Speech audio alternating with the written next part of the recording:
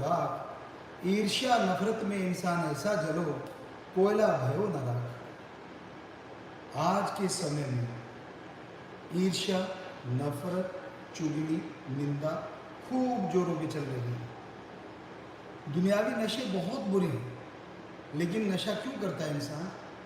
कुछ देर के लिए उसे उत्तेजना आती है, हालांकि ये नरक का घर है नशे। पर चुगली, निंदा, ईर्ष्या, नफरत, ये कौन सा नशा है?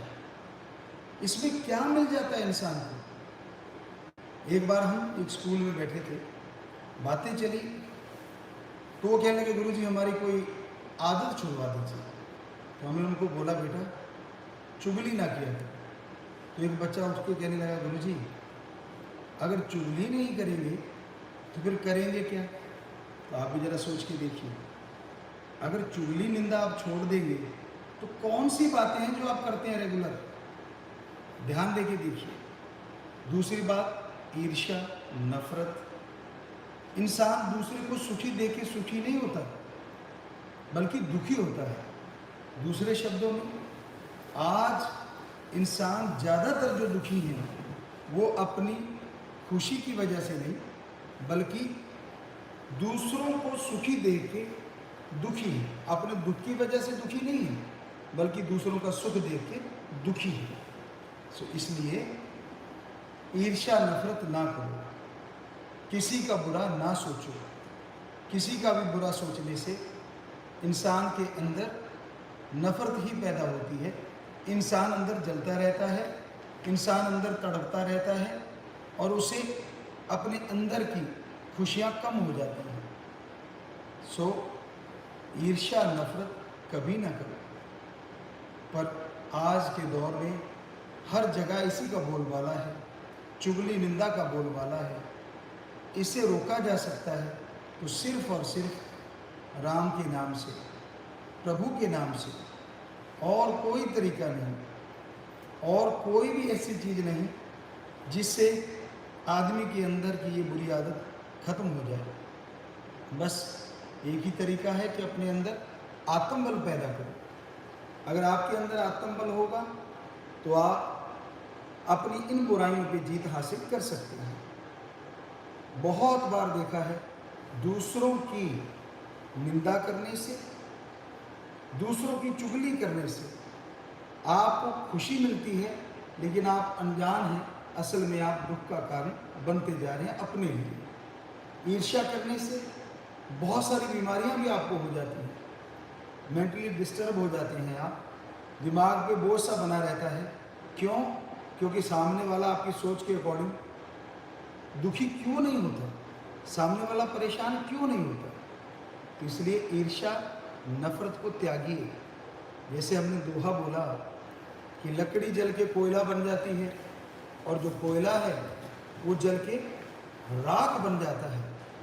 पर ईर्ष्या नफरत में इंसान ऐसा जलता है, ऐसा जलता है, ना वो कोयला बनता है ना वो राख, बल्कि गिल्ली लकड़ी के माने सुलगता रहता है। तो ये बुरी आदतें अगर समाज में से हट जाएं, ये बुरी आदतें अगर समाज से दूर हो जाए, तो हमें लगता है बहुत सारी लड़ाइयाँ खत्म हो जाएं। और एक बात का ध्यान दिया करें, अगर कोई आपको आके ये कहता है फला आदमी आपको बुरा बोल रहा था, एकदम गर्म मत होइए। एकदम आप ये मत सोचिए कि भाई मैंने उस पर जाके बहस करनी है। एक दिन दीजिए अपने आप, कुछ समय दीजिए अपने आप, फिर जाके पता कीजिए वाकई उसने कुछ कहा है या कोई निंदा चुगली करके आपको लड़ाना चाहता है। कई बार आप वन साइड की सुन के झट से दूसरे के साथ लड़ना शुरू कर देते हैं, तो उसमें बहुत बड़ा नुकसान हो जाता है।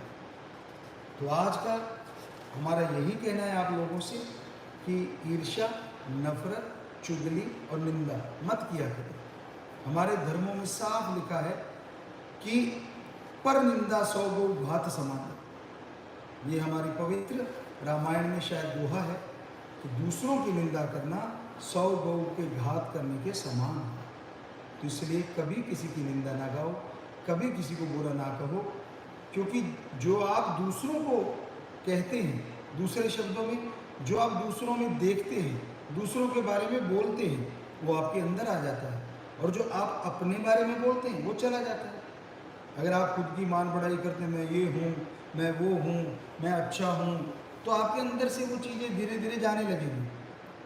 क्या आप कभी किसी को कहते हैं कि मेरे अंदर कमियां हैं, मेरे अंदर ईर्ष्या है, मेरे अंदर नफरत है? कभी नहीं कहते।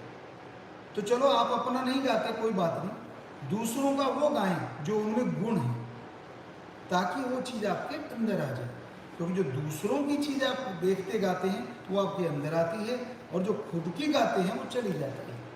तो इसलिए खुद, वो कहते हैं ना, कहावत है, खुद के मुंह मियाँ मिट्ठू बनो, तो वो छोड़ दीजिए, बल्कि राम का नाम लें, ओम हरि अल्लाह वाहिगुरु गौड़ खुदा रब को याद करें, जिससे आत्मबल आएगा और आप इन सब बुराइयों से, इन सब बीमारियों से बच पाएंगे।